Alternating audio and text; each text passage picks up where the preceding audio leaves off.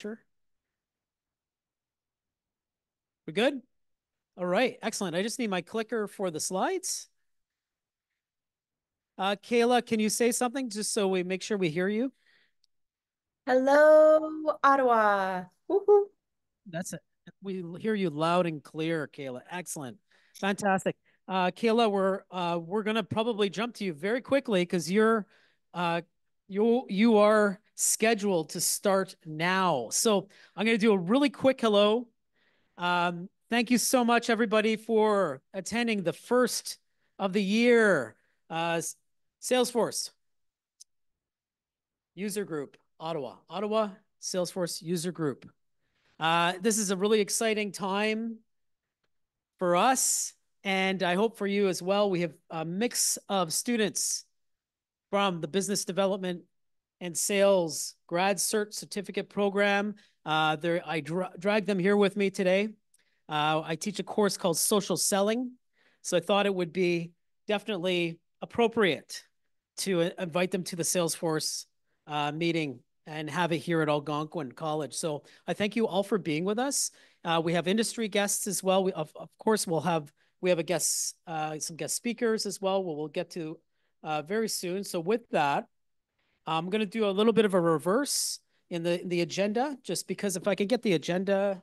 Oh yeah, I got my clicker over there. There we go. Multitasking. Click. There we go. We've got an agenda here. We're going to start with Kayla because I'm sure Kayla's got to run and do some other things. Now can we have Kayla on the screen here? Can we do that, or is that going to cause an issue? Okay, I'm getting a smile. So we're going to try to get Kayla on the big screen for the audience here. So we have Kayla Altman zooming in to us. And I always forget where Kayla actually lives, but she lives in the States somewhere. So I'm going to, yeah. Oh, there we go. So Kayla's there. It's so great. Kayla, we see you on the big screen. So thank you again for being with us. I love to have Kayla join our meetings whenever she's available, just to give us an update on the Sales Blazer community, and as well to define what that is for those of you who don't know what the Sales Blazer community is. So we always love to have Kayla visit, give us kind of a state of affairs. I'm sure you just came back from probably Dreamforce, so maybe you have some things you want to chat about there as well. So, Kayla, we have 15 minutes for you. If you have 15 minutes for us to give us a bit of a State of the Union, and then we can get to our guest speakers, and you're welcome to stick around as well, obviously. Okay, so thank you, Kayla, for being with us. Thanks, Patrick. And thanks everybody at the Ottawa Salesforce user group for welcoming me back.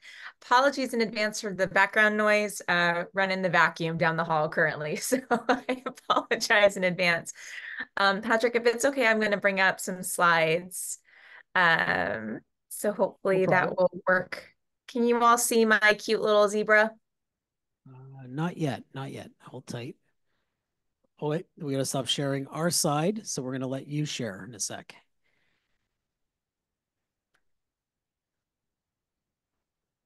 Juggling a hybrid event here. It's Oh, never easy. no. And we have Linda running around taking pictures. She's Hi, our Linda. Nice to meet you. official official photographer of the group. It's fantastic. Is it possible or okay? So we have it on the back screen, guys, just so you know. It's on the back screen here. So while they're getting my slides up and running, I'll just go ahead and kind Yeah, of please. Thank you, get Kayla. into it because I know that as we say in sales, time is money. So my Yes. name That's is right. my name is Kayla.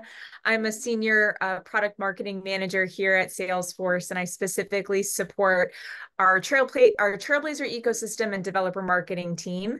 And what that means is, in layman's terms, I am the Sales Blazer community manager. SalesBlazer launched, for those of you who don't know, in May of 2023, and we have been growing like crazy for the last 18 months.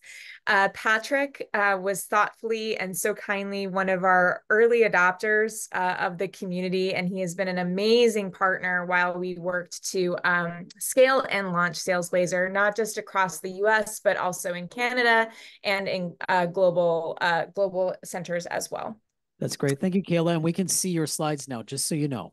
Wonderful news. Thank you. So so hello to SalesBlazers. So SalesBlazers is a community for sales professionals by sales professionals. And what we mean by that is that doesn't just mean our frontline sellers, our BDRs, our SDRs, and our AEs, but we are also a community that supports sales professional development for sales managers, sales leadership, sales ops, and then we also have quite a substantial number of Salesforce admins and developers who are specifically assigned to supporting the sales organizations within their enterprise.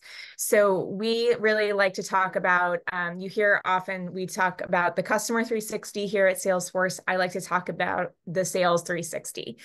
So regardless of what facet of the sales ecosystem you currently sit in, we have a number of folks who are in similar roles.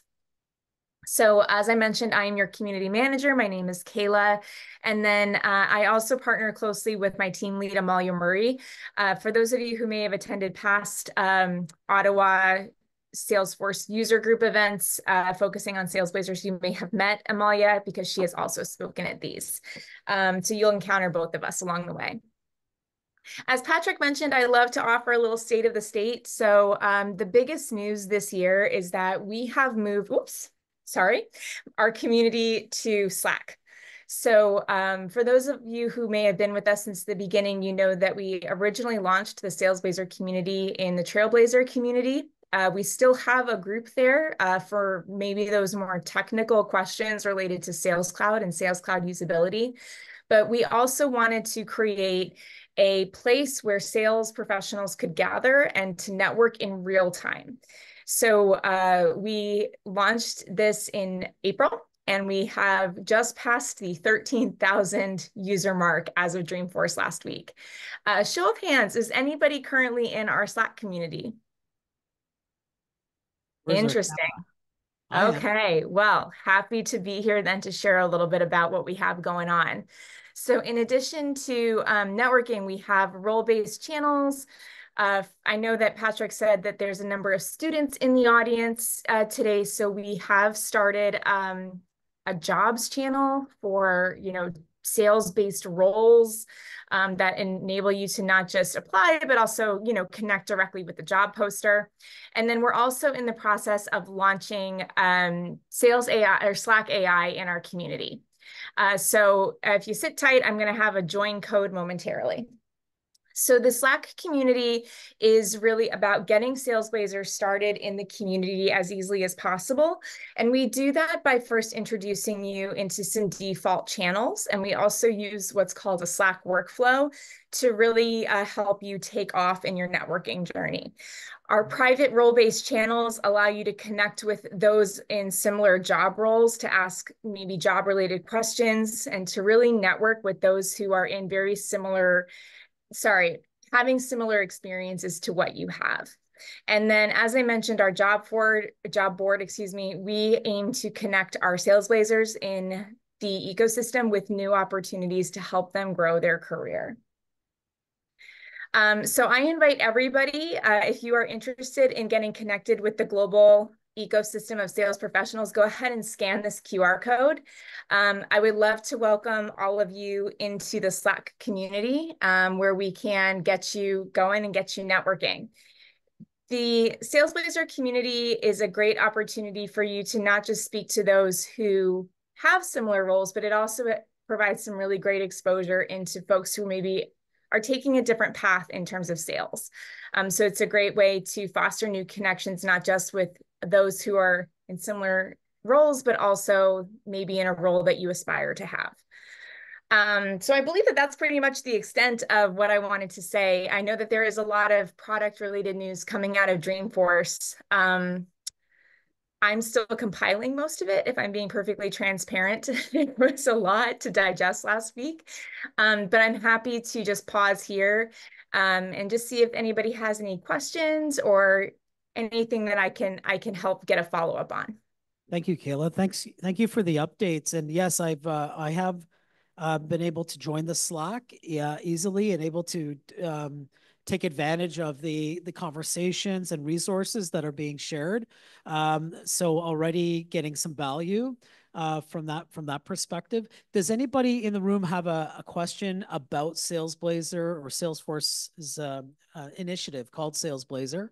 Is there anybody that has a question that you'd like to address to Kayla? And again, these meetings are they are informal in nature, so don't be nervous. There's no, oh, so you're pointing at me. Oh, there's questions on the Zoom. Thank you. So how does one join the SalesBlazer on Slack? How does this happen? What a great question. Let me go ahead and drop that link in here. I'll drop it into the chat Zoom. here. Okay, into the chat. Yep. Great. So that's going to be addressed. Boom.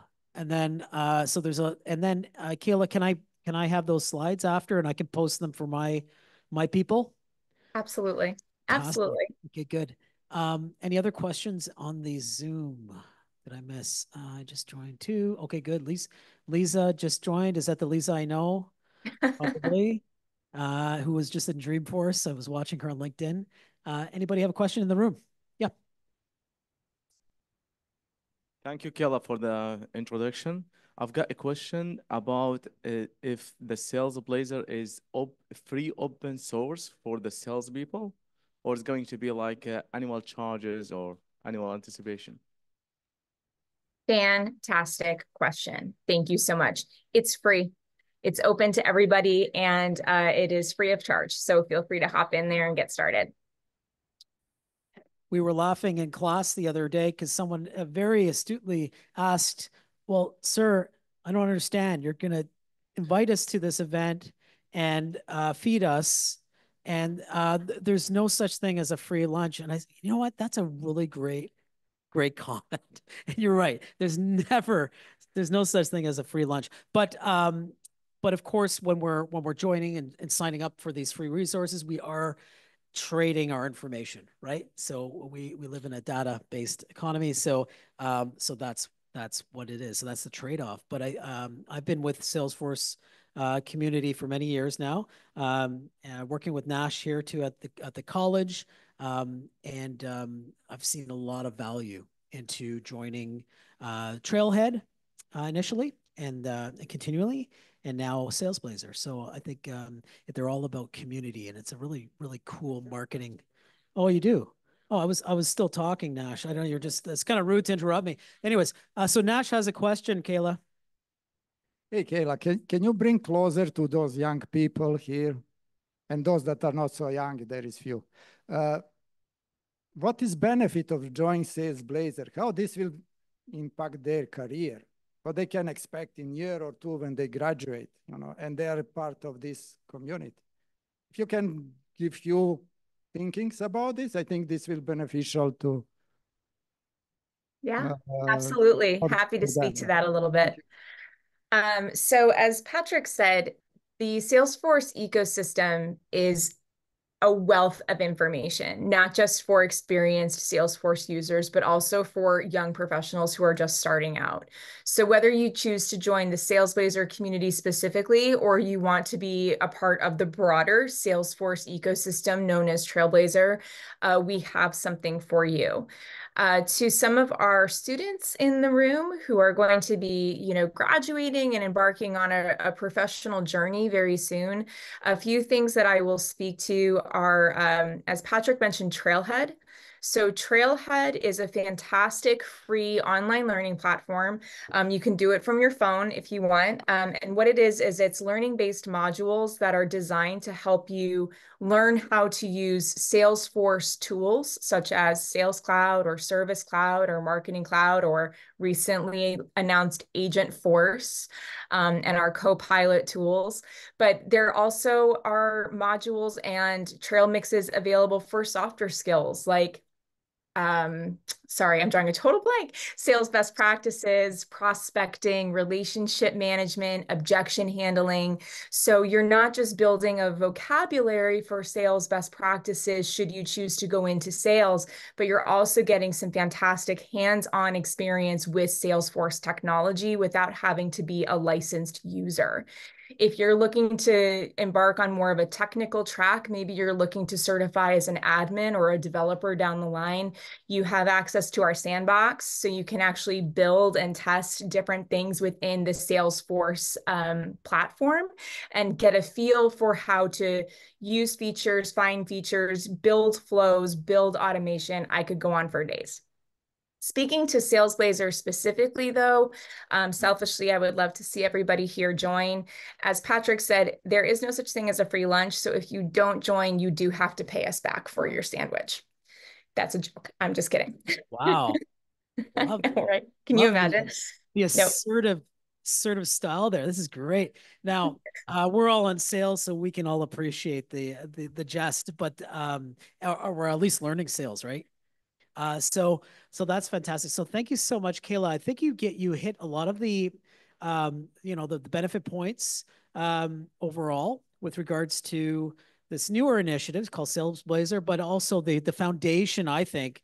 Well, I am biased because I'm a professor. The Trailhead learning module, the Trailhead environment that is open source. I was just chatting with our guest speakers. I embed Trailhead in our curriculum because I'm so, I've seen a lot of value from our students self-learning.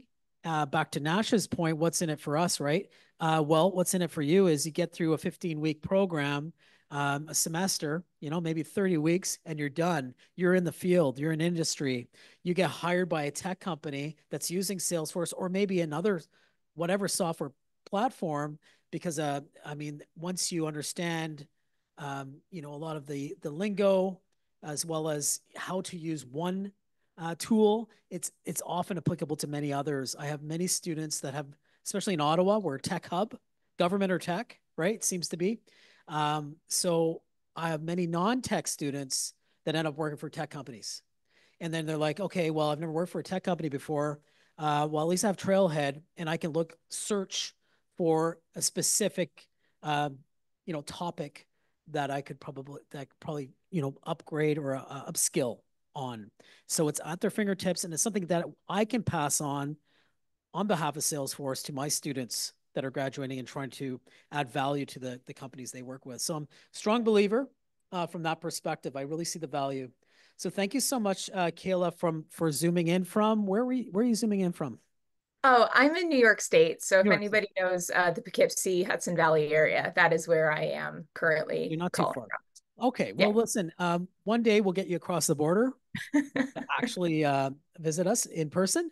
Still working on it. It's been a couple of years, so we'll get there. But thanks again, Kayla. We're going to give Kayla a thank you. Nice clap. Yeah, that's it. Thank you, everybody. Enjoy the rest of your meeting. Thanks for kicking us off.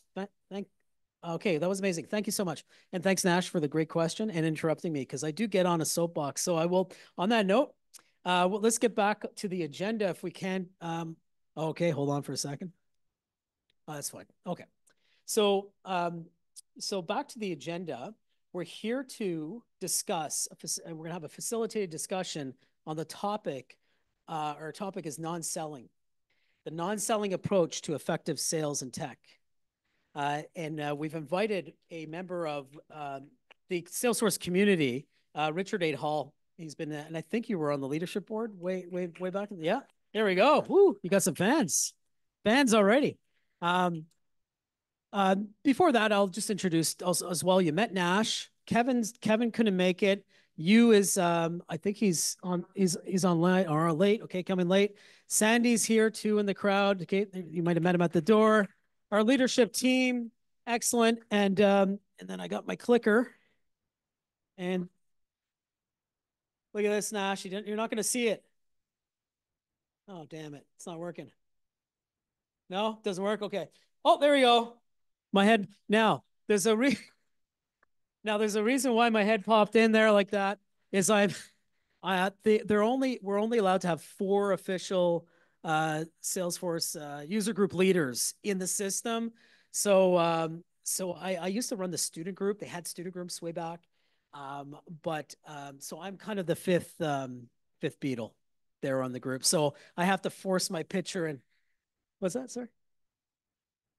That's right. I'm the spare wheel, and Nash's assistant as well. So thanks again. And so if you have any questions about future meetings, please come see Sandy, myself, Nash, who are in the room here, and you will arrive shortly later.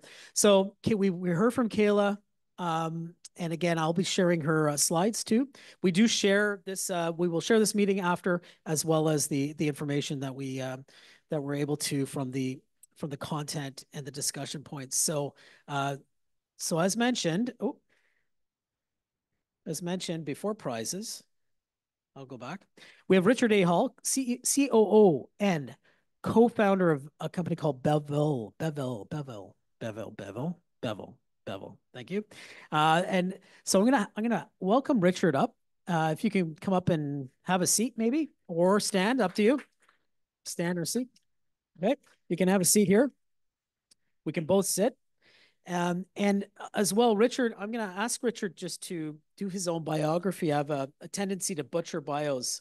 So I'm gonna hand the mic over to Richard as well. And Richard as well brought some associates from Bevel to help him out in case he needs assistance.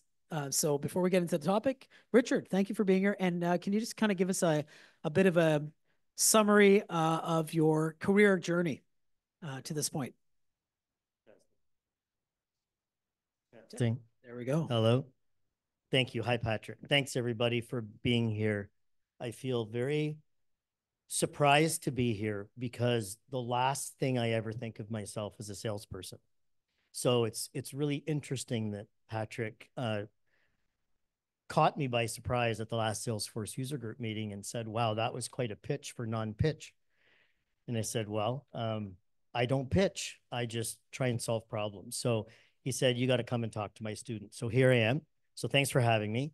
I want to introduce as well our CEO, Casey Whalen, who's here with me. He is, thanks for being here, Casey. Casey and I have worked together for 15 plus years. I actually introduced Salesforce to Casey, and then he just stomped all over me and took off and learned everything about Salesforce. So really pleased to have him here. He's much more technical than I am, but we partner very, very well together. And we've also brought Ashley Oriot from Windsor. Ashley is Bevel's head of people operations and administration. So we have a wide variety of team members at Bevel from all over the world. We provide a lot of operational application and support services to our clients. So if anybody would like to make sure you stay connected with our HR and our company, you could talk to Ashley after the convo. So you can actually hire my students during this. We can networking. We can have conversations with your students if they're fantastic. Interested in you working for a crazy crew like us. Okay. So we've got a room full of hungry business development and sales grad certs, right?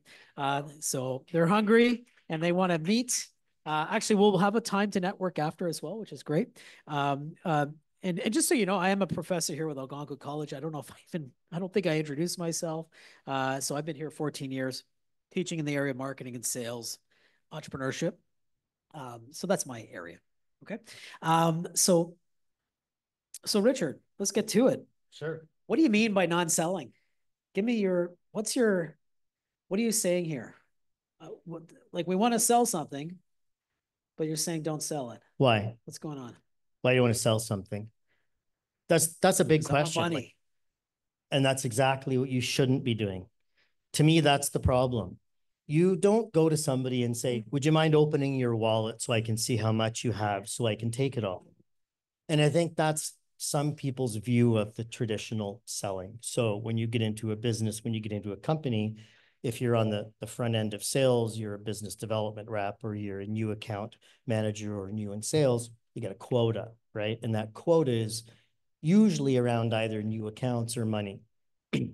Well, that's great. So you start getting on the phone or emailing or LinkedIn or social media, texting, whatever you're doing to get that business in. And the business drivers are put money in the bank.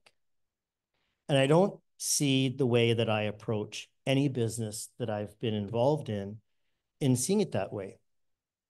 If you give people the right service and the right TLC, tender loving care, with a genuine desire to help them and solve their problems, the finance department's going to go get the money.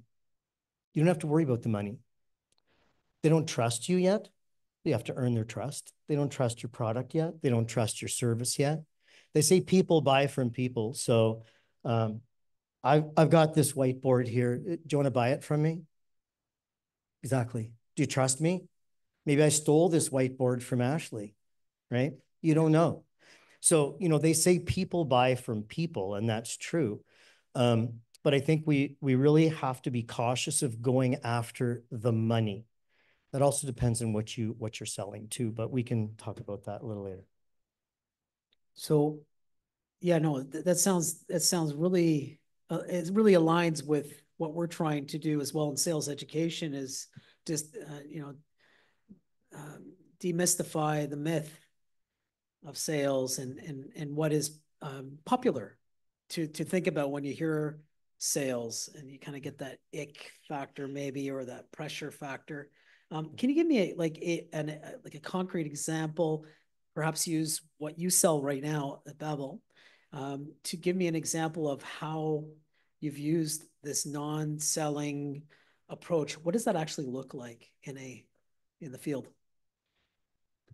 So it's really about making the person you're talking to your product. You got to make the person you're talking to your product. They have to be part of the solution. So I'll go with all the classics, like, you have to listen to what your prospect is saying. You have to hear what they're asking of you, but you also have to really listen and be adaptable, because as you're talking to your potential clients, you may be offering bowling balls for sale. And as you're talking to the people that you're talking to, they may really want bowling pins too, or they may really want a vending machine to have with that bowling ball. And if you're not adaptable and if you're not listening, you can say, well, we sell bowling balls. Well, I really want a full service solution. Okay, but we only sell bowling balls. And I can give a specific example of how that's worked with Bevel, with our flagship client. We went to market. Casey and I built this business, and we did our go-to-market around Salesforce managed services. That was our goal. That was the horse we were going to tie ourselves to as we went to market. And then out of the blue, actually a year and a half before we launched the business, a person from my network reached out to me and said, hey, we need some help with Salesforce. Are you still doing consulting? And I've done Salesforce consulting and implementations for 20 plus years, many with Casey. But we were just building this business, Bevel Consulting. And I said, yes, but I'll run it through Bevel. So this company came on board with us, and they initially gave us a scope of work for all of the stuff they were doing with Salesforce. And as we started to help them with their Salesforce, we had some developers, we had Casey and I on the strategic side, we brought in some administrators. And then all of a sudden, we found out that they had this whole other platform that they call Platform that is run by a whole bunch of engineers. And it was highly connected with their Salesforce instance. And so we ended up, all of their developers were using Jira. Casey and I were about to implement Jira into Bevel. We had already hired a Jira expert. And we learned that the engineers at this company weren't running their Jira in a really solid way. So we said, hey, we've got some Jira expertise. If you'd like, we can help out with that. And then it just ballooned. Then they said, oh, well, we could really use help with HubSpot, because they used HubSpot for marketing. I said, oh, we've got HubSpot expertise. We can do that for you. And then it came to Slack. They had a bunch of things with Slack that they wanted to change and update. Well, we had a Slack certified administrator on board at Bevel who's managed Slack with 10,000 people. So they were like, oh, great. Can you help us with that? So it ended up, as we listened, and it grew. And so we didn't have to sell. We listened, we heard about problems, we implemented the solution, and then offered it to the client. So it's about being adaptable and really listening to the voice of your customer. And so, sorry, just to wrap that up, this particular client completely changed our business model. Casey and I did a full pivot after a year of serving this customer.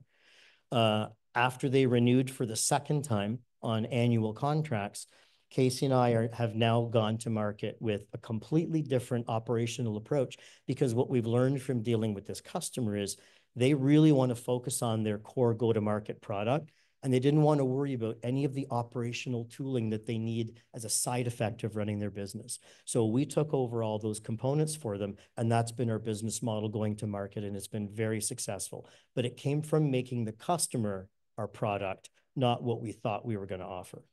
I don't know if that helped. It does. And I'm just thinking, can you give us a description of what it looks like to listen well? And perhaps think about, maybe there's some times in your career where maybe you weren't listening well, or you know of others that weren't. Maybe just kind of walk us through, how do you even signal to your customer that you are listening to them? Is there something that you're doing there? It's a great question, because I think for me, it's just a genuine desire to not give something to somebody they don't need. I would rather get lifetime value than revenue in the bank at the end of the month. I would rather have Casey and I sign a... So how do you get there? Like, so when you're chatting with the engineers, right? Is that who you're talking to with your clients, your client engineers? You mean when we're talking to this flagship client, for example? Yeah, this example. Right. So how did you get to what they really wanted? Well, because we listened to what problems they were having. And even though they didn't ask for help, we heard them, and it would have been really different if they said, oh, we've got all these engineers and they're building our product and they're using Jira and they're building everything in platform and it's linked to Salesforce. And then if Casey and I are like, great, well, we'll do your Salesforce, and we've got Salesforce admins and architects and administrators and consultants. We've got these people on board. If they're saying, yeah, you guys are really doing a great job with Salesforce. We'll catch up. Our UAT is sort of working with our engineers, but don't worry, we'll catch up. And if we said, oh yeah, okay, we'll wait for you. But we didn't. We heard a problem, right? And it's thinking outside the box. It's thinking around what you're trying to do. And again, being adaptable, right? So I think that's just what it is. Like, it's pretty simple. Listening to those flags, right? Don't think about the only thing you're doing. Maybe, have any of you heard voice of the customer is sort of a buzzword lately? Anybody heard that? Okay, so voice of the customer is a thing in the tech world that's coming up a lot in customer success and client success motions, which are, post-sale and all the motions around expanding the customer base and QBRs with customers. And a lot of times what gets missed is the voice of the customer coming back and being amalgamated and digested and produced in a way that the different departments in your business can use that information. So for example, you're in sales. You're talking to the customer. You want to be listening to them. Guess what? You need to get that information as a salesperson back to the marketing team. And you need to get what your clients or your prospects are saying back to the dev team and back to your customer support team, so that they can really understand what your customers are saying or what your prospects are saying. So you can adapt your business to what you're hearing, right? So many businesses don't do that. Sales are like, they've got their blinders on. I got to make 10 new accounts this month. I got to bring $1 million in revenue. And they could care less about, well, I'm going to sell this and sell this and sell this. I don't care. I'll let support deal with it after I sold it, right? Happens all the time. But support needs to hear what the customer's saying and get that to sales so they can adapt and change the strategy. And then sales and support need to hear from a client experience like CX, who's out there calling clients and talking to them and getting their experience. That needs to get back to the sales team and back to support, back to marketing. Marketing needs to talk to the product team, because maybe you're building a bowling ball, but all of your clients, as you're marketing out to them, saying, hey, where are the bowling pins? Well, we don't do that. We better adapt. So that's the listening. What I'm hearing as well is when you're describing the scenario that you're dealing with this one client or many clients, or your philosophy, is I'm hearing that communication is really key, both with your client and also internally. So what are you doing with that information back at Bevel in your team? Are you just keeping it to yourself? Or are you, hey, this is something that came up with my last client meeting, right? I'm hearing that. And that as well, another word comes to mind is proactivity. You're not sitting on stuff and just waiting for business to come to you.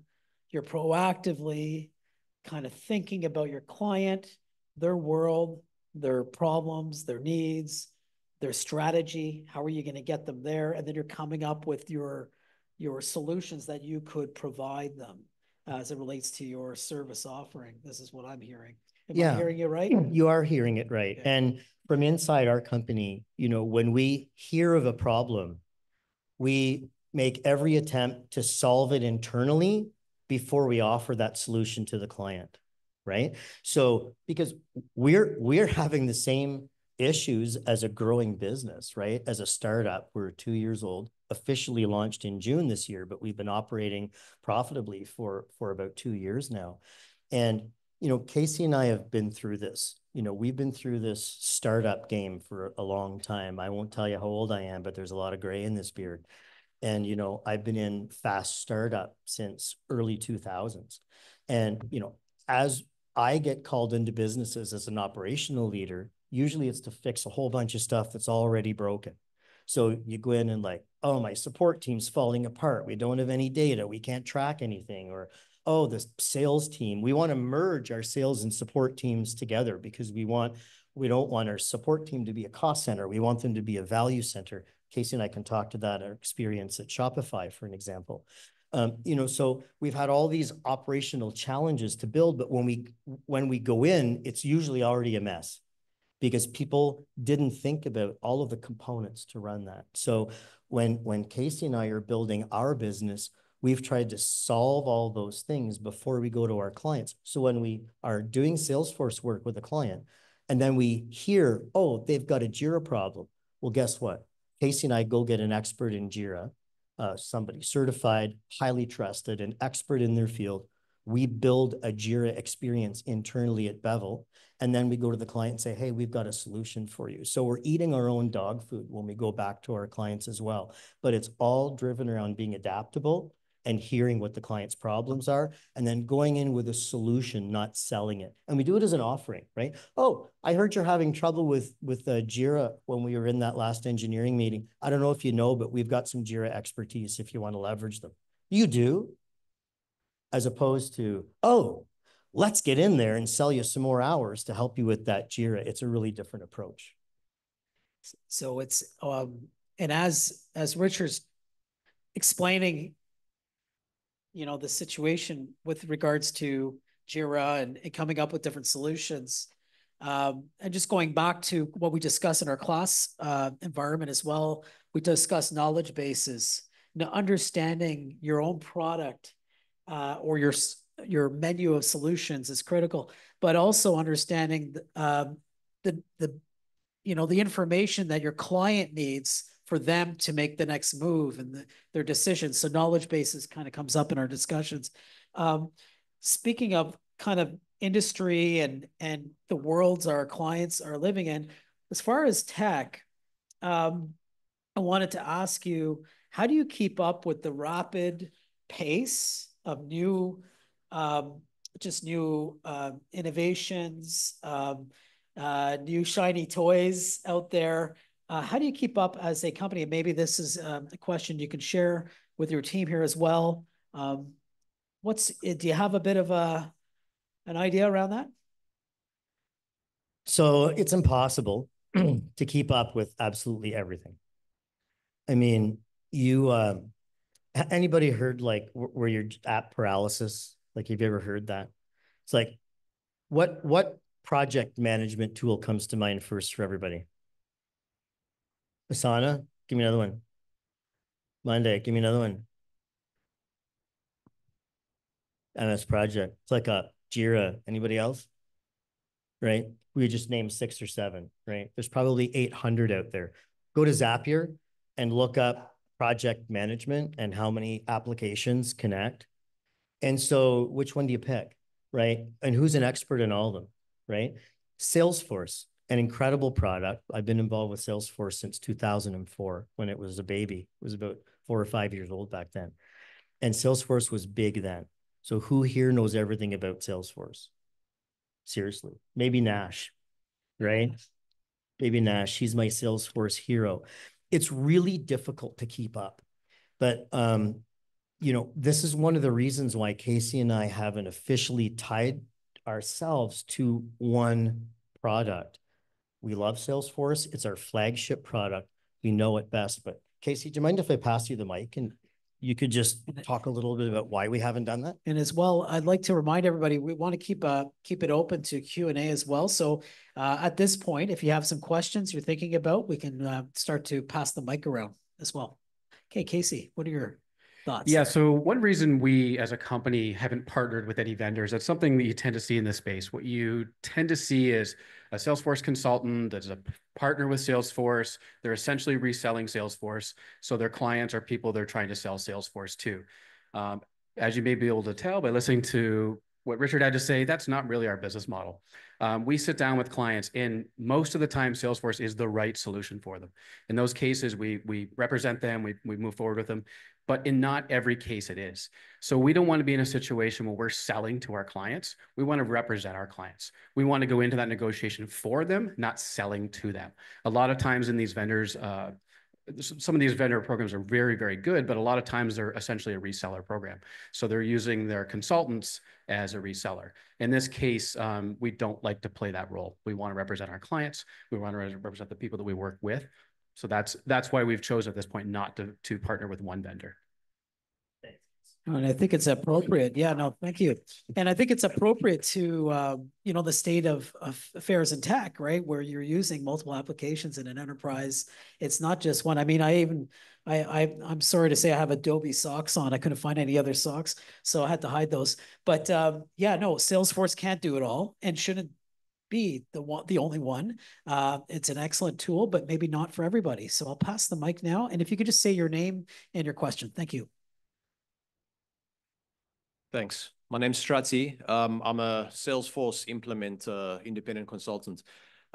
Just to go on to that point about not partnering with any specific platform, that's something that I'm trying to kind of balance with today, because some customers want a CRM, but Salesforce is not right for them. And that's rare, in my opinion, the CRM, but it's more on the other apps, the apps in the rest of the ecosystem.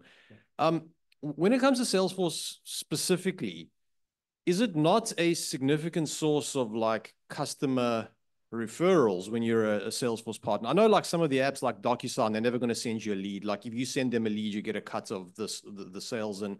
But Salesforce, I've heard from many partners, especially smaller partners entering the ecosystem, that it is a significant source of new, new client introductions. So like, is it? I mean, just because you register, I guess to ask my question a different way, like just because you're a Salesforce partner, does it preclude you from recommending another CRM? Or is it kind of like an unspoken rule that like you'll kind of get blacklisted if you do? So I know a bit of a roundabout question. No, it's a great question. And although at this point in time, I couldn't give you the contractual details on it because I don't want to, I just don't know them, right? But from our perspective, excuse me, when you partner with Salesforce, I think there's, whether it's written or not, you've got an obligation to Salesforce, right? To promote and advertise and partner market and attend events.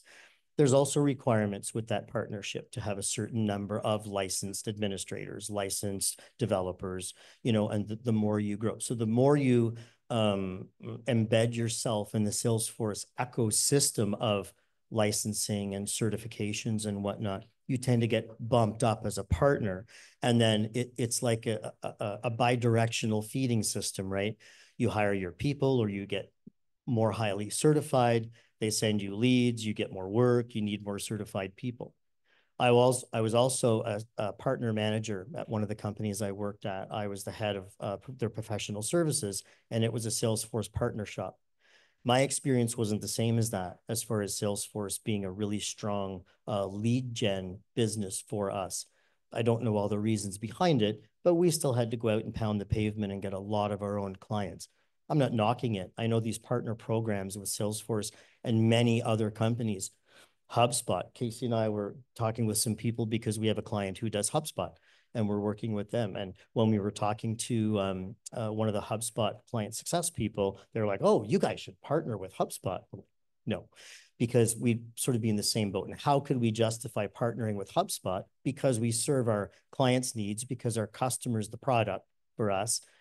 How can we justify to Salesforce that we're a HubSpot partner and a Salesforce partner and a Pipedrive partner and a Copper partner and a Dynamics partner, which we would serve all of those people if they came to us for support. So that, that's where we sit. For the record, I've been dealing with Salesforce since 2004. I've had multiple people reporting to me. I've built multidisciplinary Salesforce teams. We're running a shop now with 25 people around the world. Most all of them Salesforce certified. I've never had a Salesforce certification in my life. I've implemented probably 40 instances of Salesforce. Casey and I have partnered on many implementations. So getting that certification is awesome. We ask for that from many of our people that come to work for us. For me personally, there was no benefit for me in getting that certification. But anyway, backing up to your question, I hope I answered your question. I think it's a personal choice, but I think you get, whether contractually or morally down the road of supporting that one, and it precludes you maybe from servicing a client that may need something a little different. Oh yeah, please. And just to add to that quickly, a lot of these partner programs actually are really, really good and really well run. And I have a lot of friends that actually have built these programs with different companies. But our difference was, if you look at the consultant landscape out there, a lot of times you'll see, for example, a Salesforce consultant that specializes in Finance Cloud, and they want to be the de facto expert when it comes to Finance Cloud. They want to handle the big clients. They want to be the expert in the room. Our service offering was just slightly different. We're not trying to be the de facto Salesforce for everything. We're saying this is what we do, but we can also do other things. That's why it just doesn't necessarily make sense for us. It's not something morally against any of the programs. Can I contribute to that question? Sorry, is that okay for someone online to jump in? Sorry. I don't think they can actually hear. Lisa? Did you hear it? Was that you? I can tell. Someone just said something. Yeah, that was me. I was just wondering. Lisa, what's your question? It was not so much a question. It was also maybe like a bit of a reflection on the partnership, because, and sorry I couldn't be in person today. I got completely swamped with work after Dreamforce, but I'm happy I could listen in online. So thank you so much for sharing all the insights. It was more a reflection because I feel like when I used to come to these events before, I was with a bit of a smaller partner that was just doing Salesforce. And I recently found something very interesting, because the company that I'm with right now is like a global player with 4,000 people worldwide. And we actually have standardized, signed, and respected partnerships with Salesforce, SAP, Adobe, Appian, Cinch. So like, Google for the AWS development work. So I actually almost see it as a fuel, as long as you also almost set that boundary with these large companies. When you say exactly what the speaker has highlighted, like your customer, the priority, your customer comes first, but then we also have a partnership with all these great technologies where we can truly both advise the customers on these technologies and actually eventually advise technologies on what the customer wants, which to me is like a whole new world of, how through that consulting and customer work, you can actually get to eventually advise big guys like Salesforce. So yeah, just wanted to contribute that from that partnership perspective. Thanks, Lisa. Any response or okay? Patrick? I just wanted to say, I think that's great. And I really appreciate that feedback. Great. obviously you've made that work, and that's a model that has been really great for you. We're certainly not 4,000 people yet around the world. We're small. We need to be agile, and so we're going to make sure that we're giving to our clients how we see our world working out. And at this point, a partnership isn't where we need to go. But I really appreciate the fact that you've made it really successful, and it can be very successful. And I've seen it successful in other places. So. Yeah. And thank you, Lisa, for chiming in. If anybody else on Zoom wants to ask a question, please raise your hand. You should see that on the reaction button. I think it's the heart button at the bottom of the Zoom screen. So if you could raise your hand, and then that'll flag me. There is a comment in the chat line about the recording. We do send that out to the to your email if you've registered to to this event, which you have, so you'll get a recording. So there's one hand up on Zoom, but before I get to that one, I'm just going to ask Linda to ask her question, and I'll get to Vignesh next. Thank you, Patrick. Hello, Richard. Very refreshing to hear the way your company works, Bevel. Being mindful with the customer, that I think is mind-blowing, at least for me, because that's not common, and it's beautiful, no? So that's one observation. And I'm curious to know about the Jira solution you implemented, because in my company, Jira, we use for user stories, but I'm curious to know what solution you gave on Jira. Casey, do you want to take that? You're maybe closer to it than I am. Yeah, so when we started this particular client, for example, we started working with Jira when we were doing some Salesforce stuff that required user acceptance testing. And a lot of the Salesforce work was overlapping with the developers. So they had kind of a core proprietary product they were building, and Salesforce was making API calls through the API, like making API calls essentially with Salesforce and implementing some logic. So what we were finding is on Salesforce, we would put together this something that's ready to be tested, but then it would kind of get lost on the engineering side. And then we would get a spreadsheet that came back that said, this worked and this didn't work, and I didn't have the scenario I needed. So first thing we did was we actually built in the user acceptance testing into Jira. So then we were able to have our team just user acceptance testing with test cases and built that in. So that was kind of the hook that got it started. And then we started working with the client to, on an engagement level, we sat down and we said, okay, let's look at your OKRs and all the things we want to do for the year.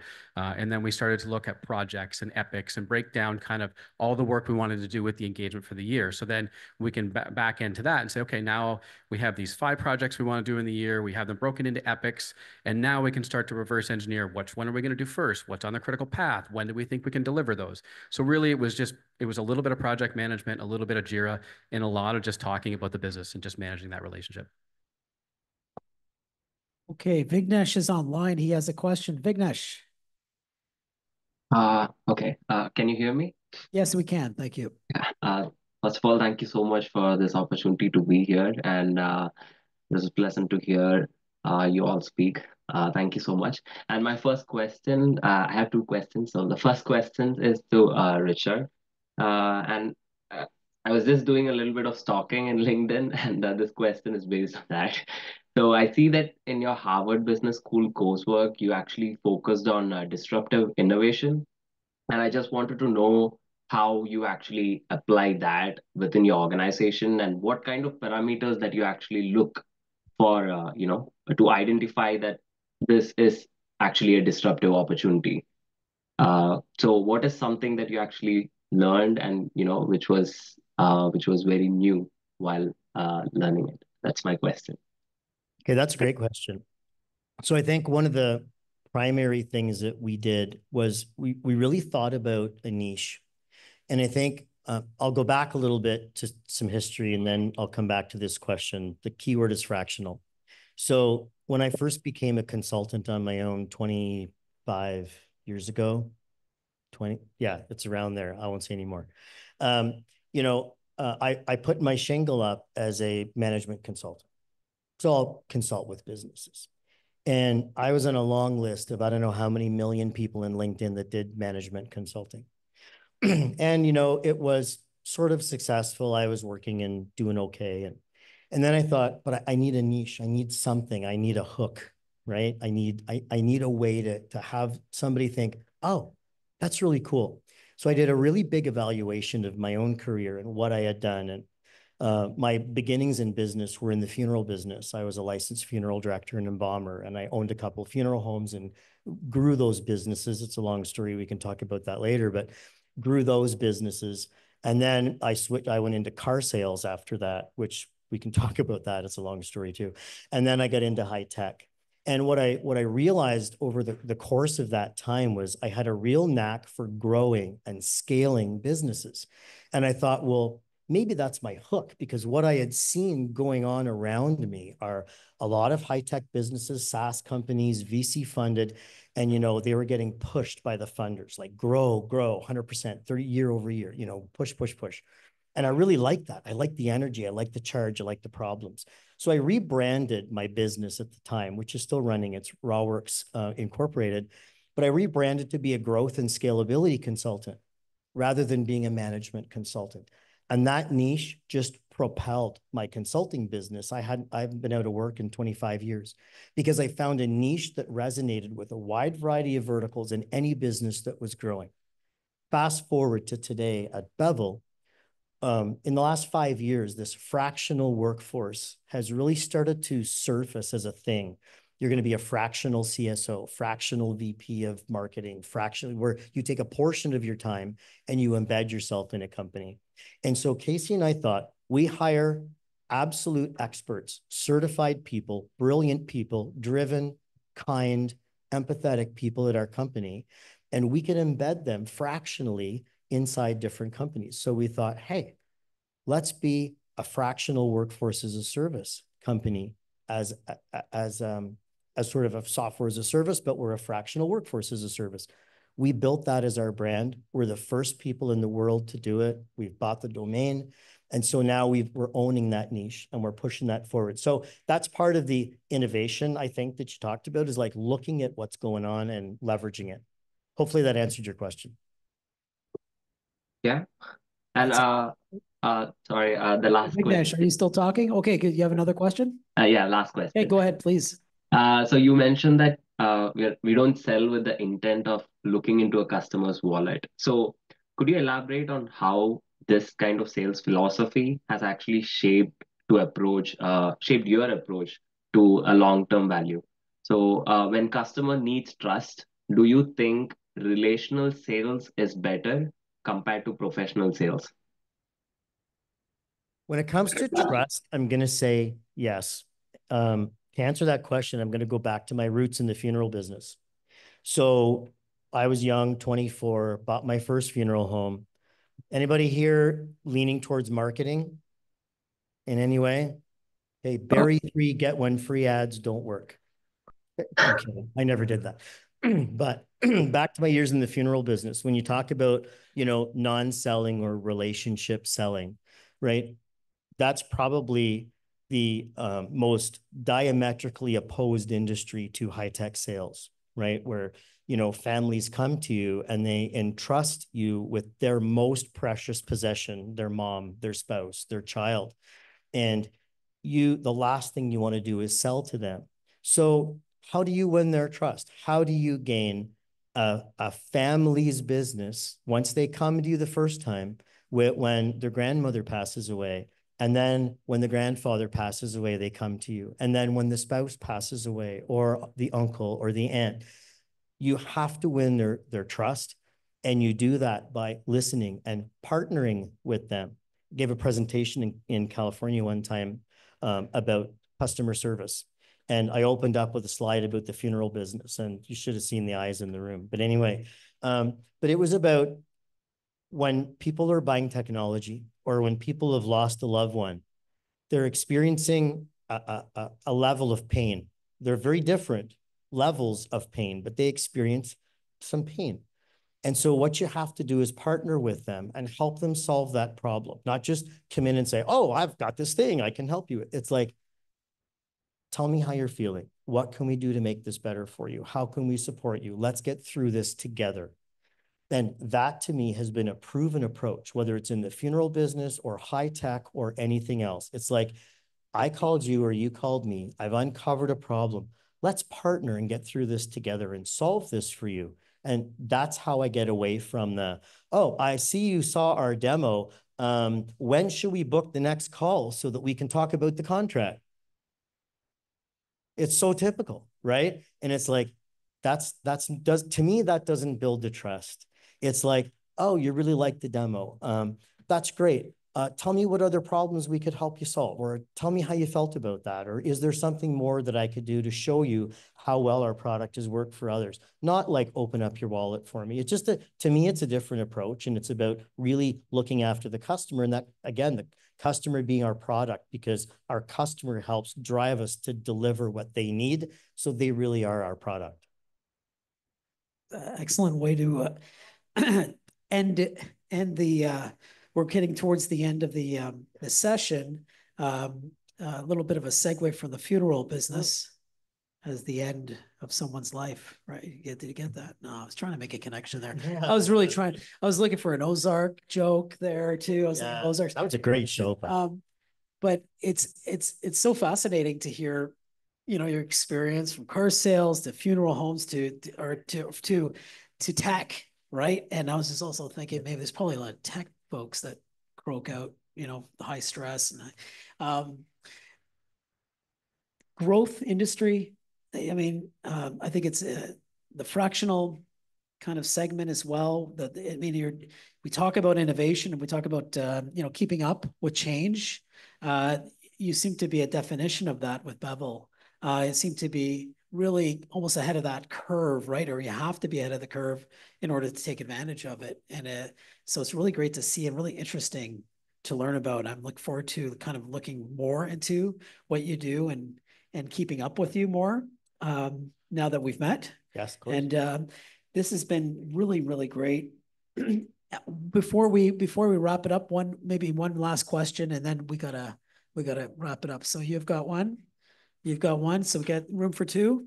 I do. Room for two. I do. Okay, room for two, and then we're gonna get to prizes. Okay, and then we're gonna get to networking. Sound good? Okay, good. So we'll question over here. Name and then. Yes, my name is Asma. Sorry for my English. No, you're fine. You said first that the last thing you imagine yourself is selling. Okay, and this is what every company is doing, like selling products or services. So I was thinking for the name of my program, which is Business Development and Sales.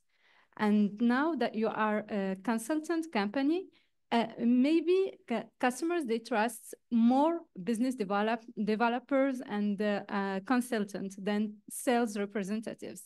Because maybe salespeople have the bad ideas that they will. Yes, maybe we can like change. This is new era. This is new trend. No salespeople, no more. Just saying consultants and business developers. It's a great observation. So I'll come back to a program that we put in place at Shopify. And when I first got there, everybody here knows about Shopify, right? Ottawa, incredible success story. Well, when I first started at Shopify, were you there? You were there when I started already, right? There were 6 salespeople and 18 support people when I started at Shopify. My role, I went in as head of revenue operations. And my job was to blend the sales and support team together so that the customer support team could be a revenue generating engine. They didn't want to have sales. They wanted to serve the customer, but they wanted revenue to come from that. And we built an incredibly strong program with Casey's help and a lot of other people's help. We put in a program at Shopify called the Ask. And that program in the customer service area drove a significant part of the company's revenue. And it was all done through service. So you can call it sales, you can call it business development, you can call it product-based marketing, account management. You can call it whatever you want. But at the end of the day, what you're providing to your client that solves their problem, and in exchange for that, they give you money. So whether you're in sales or support or anything else, if that's what you go into as a mindset to help somebody solve their problem, The money is a consequence of doing that good job. It's not what you actually go after. Imagine if I did that when I was in the funeral business. Sorry to go back to that, right?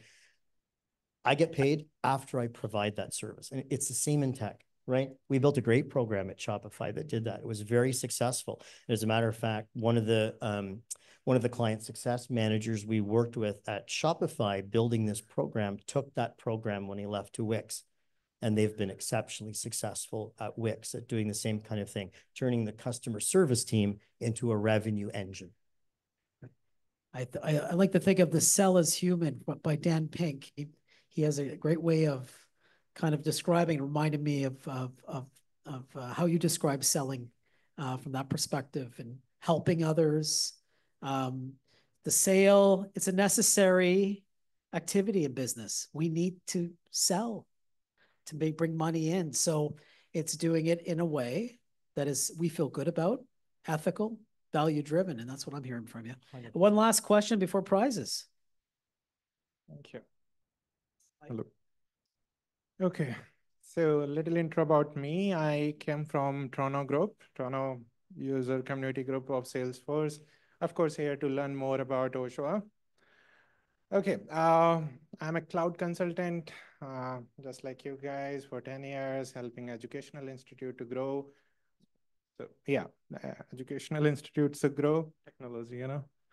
So, okay, I have 2 points to talk about. First, I will share a knowledge with everyone about Dreamforce, and then a question. So Dreamforce, it's like 30 seconds. So Dreamforce, it's like a Christmas for Salesforce people, has announced artificial intelligence certificates. So if you are interested, go grab your knowledge and do the certification, free certifications. So that's about community. Now, question to you, Richard. How do you see this vision and objectives around this generations of AI where, you know, you see products are changing, technology are changing, and the approach of sales is changing, you know, with the use of generation AI, predictive AIs and whatnot, right?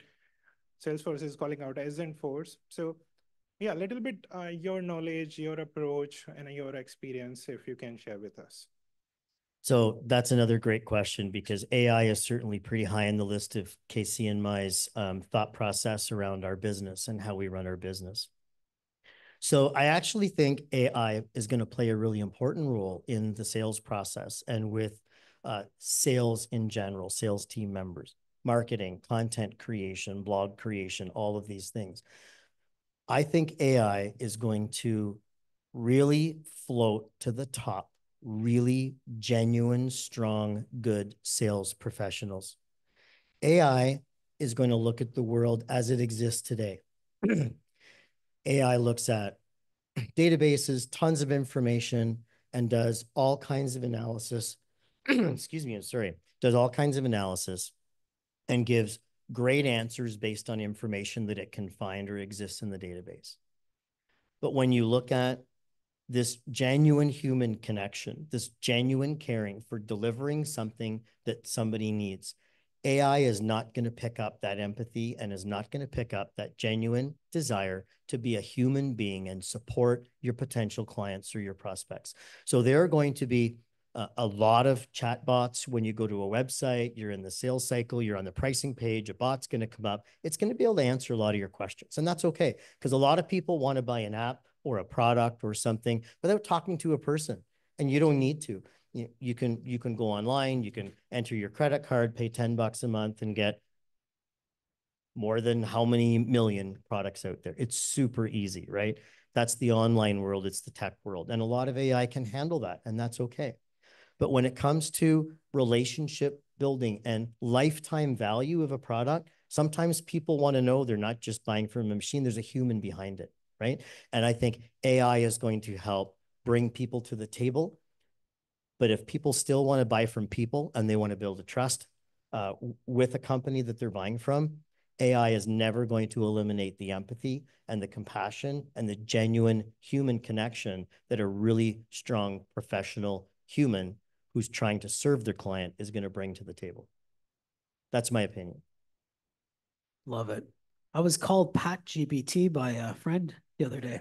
Nice. And it was a compliment. That's pretty special. It was a compliment. I was able to get them some cool. answers really quick. And Yeah. they called me Pat GBT. Nice. I thought that was kind of cool. But it kind of, it aligns, I think, with what you're saying is, yeah, we need to find a way where we're complementing, or AI is complementing what we do as humans. 100%. In the world of sales and non-selling, or helping. Maybe instead of sales, it's help. I want to help my client. I hear a lot of consultative, advisory type behavior as well from the discussion here today. So again, I want to thank you for being with us. Thank you. To launching off our user group sessions. We have one every month. So what we'll do is we will get to prizes now. So we want to let's thank Richard. Why don't we clap? We'll do a nice clap. Thank you so much. Thank you, Casey, as well. Thank you, Ashley, for being here. I didn't see you typing too much, so I think he behaved. Okay, excellent. So Ashley's with HR, right? So the typing, I don't know if you got that joke. So prize time, maybe before I get to prize, before it gets too crazy, October 23rd is our next meeting. Just make note of that date, please. We will send out the big announcement. We're going to have it at the NAC office, Canuck office. Sandy, anything to say about that yet, or? Yep. Okay.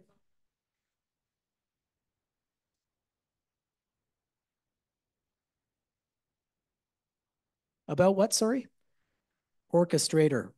Salesforce for product orchestrator. Okay, great. So fantastic. So thank you, Sandy, for that. So stay tuned. We will be blasting that out to your emails, and please sign up on the Ottawa user group community to ensure that you do get those emails. It's we will accept, right, Nash? Or is there still a? It's up to Nash. It's all up to Nash. Okay. So if you don't get accepted, blame Nash. So what we do is we usually give out some prizes. We're trying to figure out how to do this. Any ideas, Ashley, Casey, thoughts? We've got 3 items. Why don't we ask a question about what we discussed today? Maybe the first one that jumps out and screams is the winner. Something chaotic like that. How's that? Okay, so how about this? Do you have a question in your mind that you can ask, or want to include you in this? I have one. I'll start. Okay. Can someone remember a very unique career that Richard had before he got into tech? Go. Funeral. Excellent. Good job. Your name? Come on up. Come up, Marty. Is it Marty? Marty? All I hear is Marty. So there's 3 items. Pick which one you want. We've got a nice planner. We've got looks like a little tutu toy and something in a box. So your name again? Malik. Malik. So thank you, Malik. Okay. There we go. You picked the box, the mystery box. Okay, picture. Whatever's in the box. Okay. All right. Excellent. Okay. Good job, Malik. Okay. Guys have a question, or? Okay. Casey does. Okay. Okay, back to Shopify for a second. Richard mentioned a program that we rolled out at Shopify. Can anybody remember the name of it? Ding, ding, ding, ding, ding. Right here.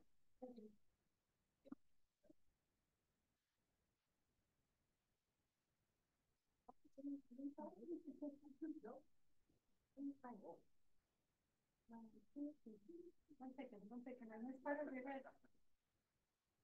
Beautiful. Oh, there we go. Thank you. Congratulations. Okay. So, okay. One last prize. Looks like a little stuffy thing. A mascot. Not sure what it is. Nash. It's Nash. Okay. Picture of Nash.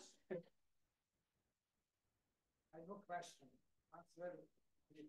Turn the mic on.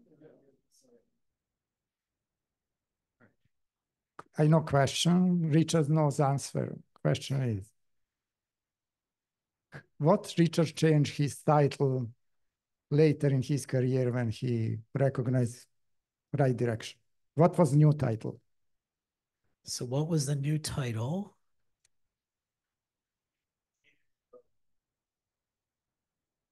Was that your answer too? He didn't raise his hand. You didn't raise your hand, Shane. Yeah, he raised his hand. So give it to Shane. We'll give it to Shane. Okay, Shane, come on. Oh, was that the answer? I didn't hear the answer. Was the answer, Shane? Growth and scaling? Okay, so come on, Shane. Let's bring up Shane. Shane is a former student of mine. Way back in the day. Way back. Hey, Shane? Way back. Still looking young and there we go. Excellent. Okay, excellent. So prizes are done. Congratulations. We've got our next meeting. Oh, we've got a big group picture if we want to. I don't know how we're going to do this, Linda. This is a lot of people.